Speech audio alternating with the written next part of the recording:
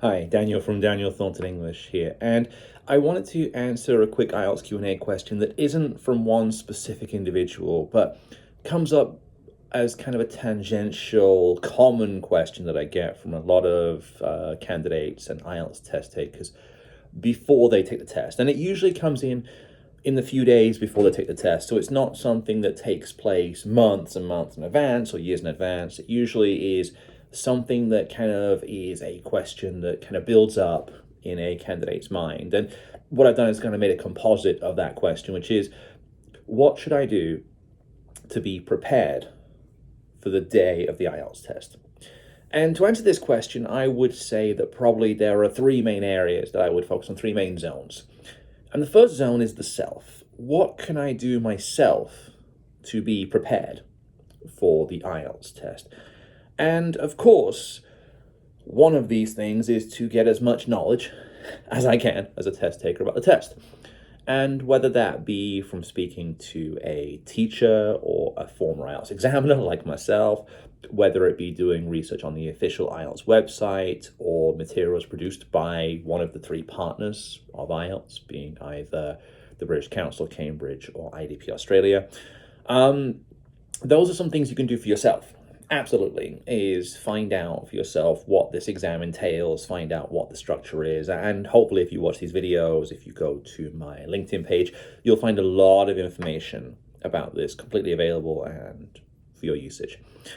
The second thing that a person can do to be prepared, it reminds me a little bit of the Boy Scouts. I was in the Scouts as a kid for a while, and their motto is be prepared. And this can mean being mentally and emotionally prepared for the long day of what IELTS will present. For example, if you go to a test center, find out where the test center is, find out how long it takes to get there, find out what the traffic is like, what different transport options there are, if there are any major events that are taking place. True story, I taught a student a while back who was living in Lithuania. And on that day in Vilnius of her test, there was actually a major half marathon event going on in Vilnius on that day, which significantly impacted the traffic and the routes within which public transportation could take. This is a good example of being prepared. Find out exactly how long it takes to get from where you are to the test center in advance. And like the Boy Scouts say, be prepared. The last part of this, aside from, evaluating oneself and one's preparedness for the test and one's capacity to travel to the test center, is being prepared for the kind of mental and emotional toll of what the test will be. And in a test like IELTS, the test is quite fixed. The morning session typically is the listening, followed by the reading, followed by the writing, with a break for lunch and a pause for the transitions, and then the afternoon of speaking. In some centres, it's the other way around. It's the speaking in the morning and the listening, reading, writing in the afternoon. Either way, you will be prepared by being told and notified by the test centre in advance of those timings, or at least you should be. If you are not, that's a bigger problem. But in any case, being prepared means understanding what it's going to be like to write after having done a listening and a reading test. That's good preparation. Being prepared means understanding what it's like to be in a speaking test situation with an examiner. This is where having someone like a former examiner who, like myself, has run thousands of simulation practice tests and had feedback from students that my tests are as real, if not more so, than the real thing, can be of huge value. I watched The Lion King the other week with my family, my daughter and my wife, and the antagonist, Scar, encourages his fellow villains, in this case the hyenas and the other wild animals that are on his side, to be prepared for what's coming. And he says this not in a negative way, but in a positive way. He encourages those on his side to be ready for what is to come.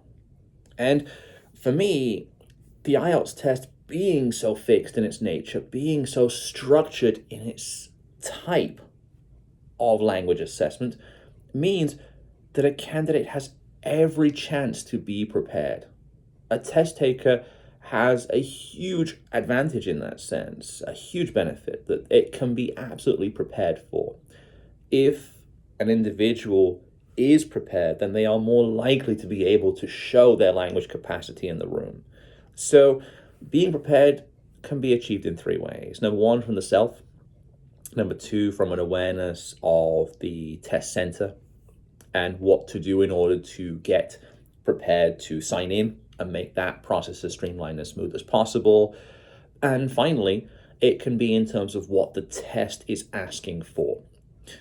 Now, I'm here to help with all three, and I have had 15 years of experience as a language teacher of English, and also 11 years in and around IELTS, 4 years of which were spent as an IELTS examiner for both speaking and writing.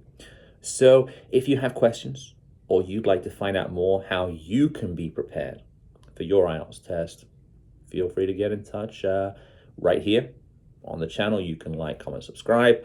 You can also find me at linkedin.com/Daniel Thornton English or via email at danielthorntonenglish@outlook.com. In any case, let me know. Thanks for watching, and I'll see you in the next one.